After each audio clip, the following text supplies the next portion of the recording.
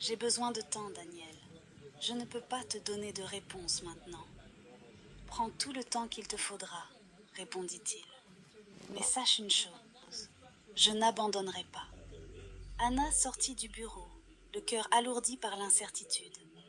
Les jours passèrent, et Anna ne pouvait plus nier la vérité. Daniel était devenu une partie de sa vie. Au départ, elle luttait contre ça. Elle se rappelait la douleur de son passé, la trahison de l'amour.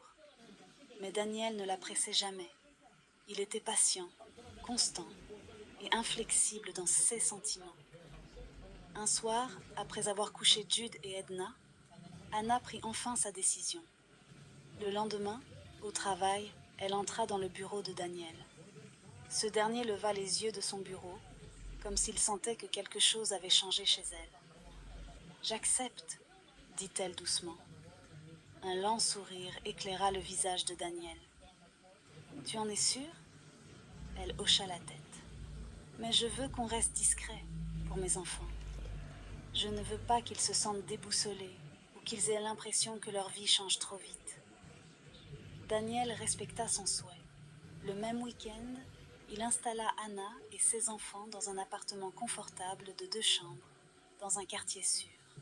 Ce n'était pas un luxe ostentatoire, mais c'était un monde bien différent de la chambre misérable où ils avaient autrefois souffert. Il donna aussi à Anna l'argent nécessaire pour prendre soin d'elle. De nouveaux vêtements, des soins convenables, et tout ce dont elle avait besoin pour se sentir la femme qu'elle était réellement.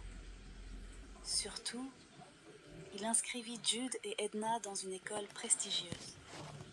Anna en eut les larmes aux yeux le premier jour où elle les y déposa, les voyant en uniforme impeccable et avec de nouveaux cartables. Pour la première fois, elle ressentit un vrai regain d'espoir.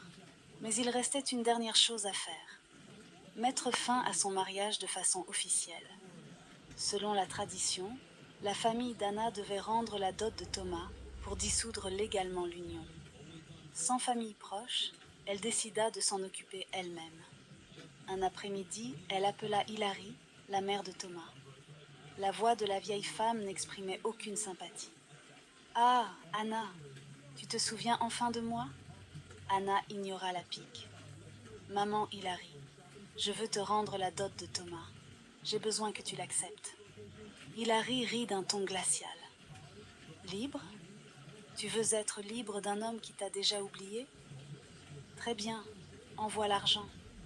De toute façon, Thomas n'a plus besoin de toi.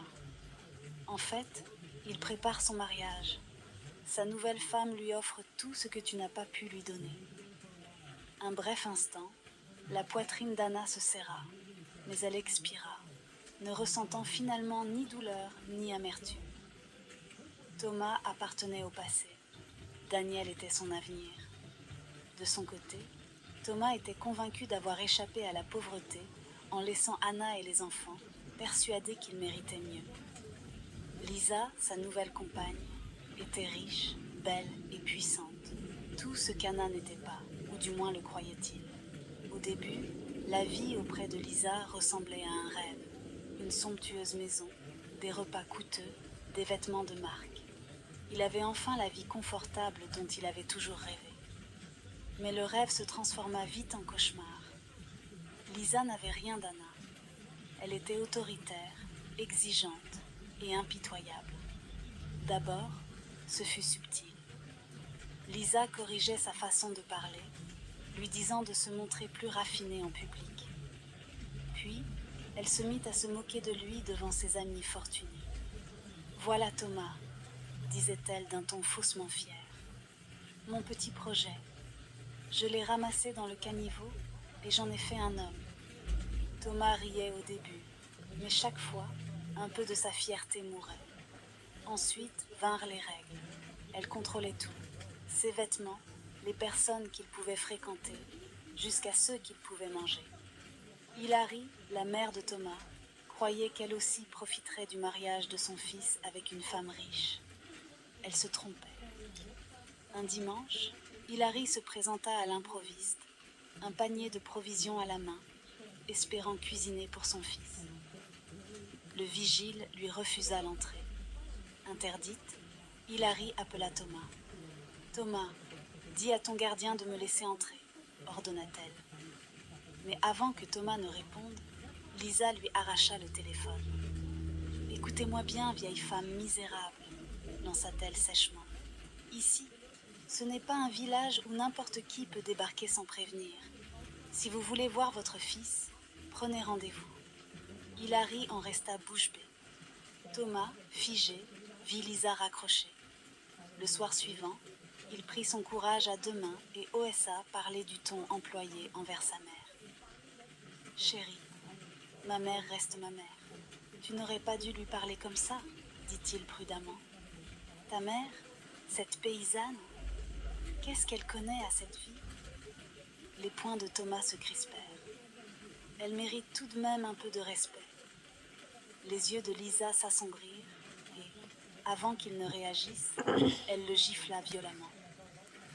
Une chaleur cuisante se diffusa sur sa joue. Il rêvait le choc. Lisa le toisa avec mépris.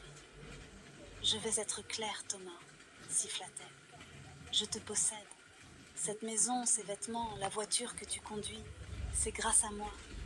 Si jamais tu hausses encore la voix contre moi, tu retourneras dans le caniveau d'où je t'ai sorti. » Les mains de Thomas tremblèrent. Jamais il n'avait été giflé par une femme, et ce ne serait pas la dernière fois. Les gifles se multiplièrent. S'il parlait trop, une gifle. S'il ne réagissait pas assez vite, une autre gifle.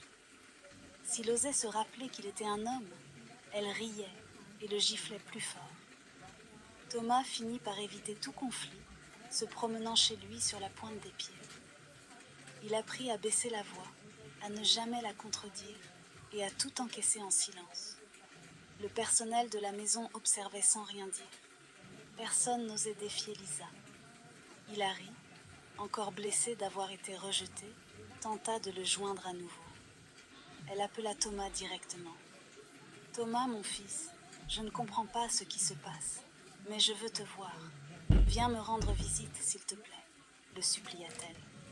Thomas hésita. Il savait que Lisa n'approuverait pas, mais sa mère lui manquait.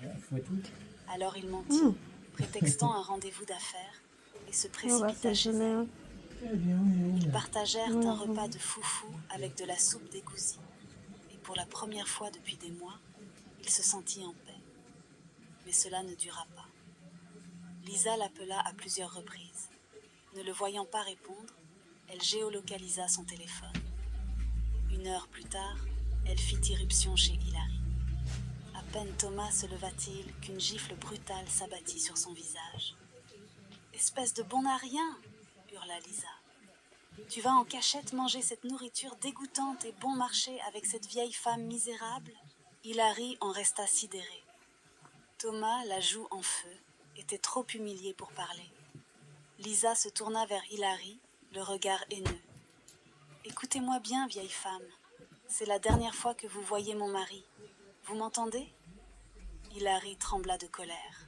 « Lisa, je suis sa mère. Et alors, c'est moi qui le nourris maintenant, pas vous. Alors restez à l'écart de notre vie.